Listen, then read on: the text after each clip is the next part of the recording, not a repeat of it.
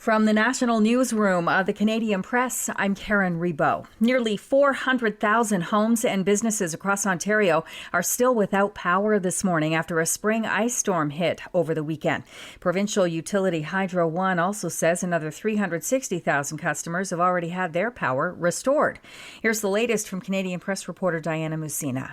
The utility providers are working around the clock to restore the power to hundreds of thousands of customers. Central Ontario was among the hardest hit. Cities like Orillia and Peterborough, as well as the district of Muskoka, have all declared states of emergency. Environment Canada says freezing rain is expected to ease this morning, but the storm is now moving to the east coast. Quebec and much of the Maritimes are now under freezing rain warnings this morning. The death toll from Friday's earthquake that hit Myanmar and Thailand has risen to more than 1,700.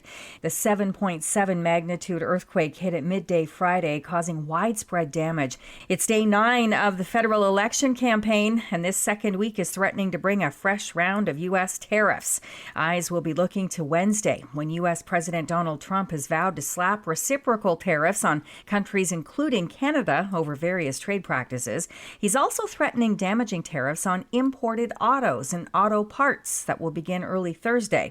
Liberal leader Mark Carney is expected to campaign in the Toronto area today. Conservative leader Pierre Poilievre heads to New Brunswick, and NDP leader Jagmeet Singh will start his day in Victoria before traveling to Edmonton.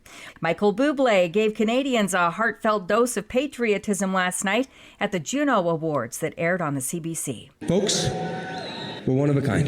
The Vancouver pop crooner kicked off his job as Junos host in his hometown by calling Canada the greatest nation on earth. It was one of many not-so-subtle references at the Junos to Canada's ongoing tensions with the U.S. and President Donald Trump. Anne Murray accepted her Lifetime Achievement Award sporting a sequined red hockey jersey with Canada emblazoned across the front. All I have to do is wear this. I don't even have to say anything. It says it all. Some big winners of the night included social media rap star Baby No Money, who picked up the Fan Choice Award, and Toronto band The Beaches won Group of the Year. David Friend, The Canadian Press, Vancouver.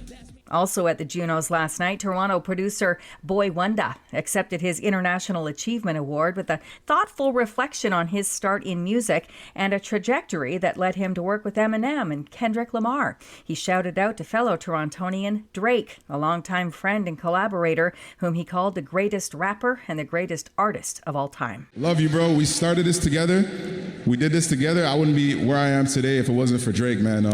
And all the sacrifices he made, all the doors he kicked down for a lot of people. Backstage, he dismissed the rap beef between Drake and Lamar as little more than internet chatter. This is the Canadian Press.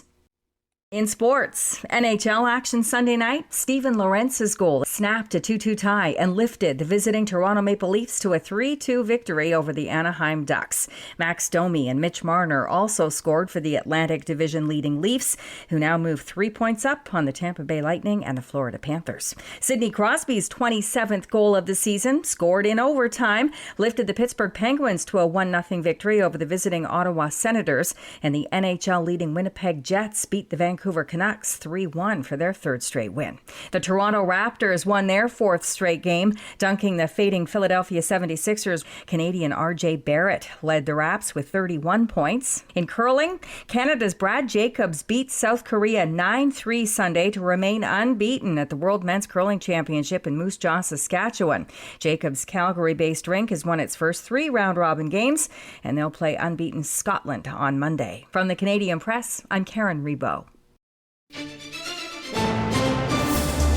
Thanks for listening. Don't forget to follow and subscribe. For more of today's top stories, visit thecanadianpressnews.ca.